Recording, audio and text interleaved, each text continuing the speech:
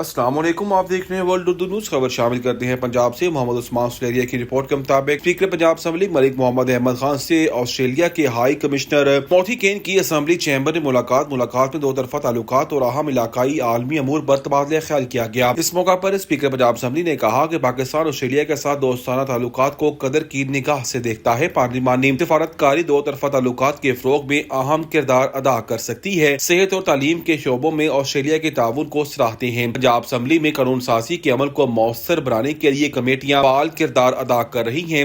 شفاف اور مضبوط کمیٹی نظام سے عوام دوست قانون سازی ممکن ہے۔ پاکستانی تارکین وطن آسٹریلیا کی تعمیر و ترقی میں اہم کردار ادا کر رہے ہیں۔ آسٹریلوی ہائی کمشنر نے مزید کہا کہ پاکستان کے جمہوری نظام اور پارلیمانی اداروں کے کردار کو سراہتے ہیں۔ ملاقات میں ممبران اسمبلی راجہ شوکت بھٹی، امجد علی جاوید، پرنسپل سیکرٹری برائے اسپیکر اماد حسین بھلی اور ڈائریکٹر میڈیا راؤ ماجد بھی موجود تھے۔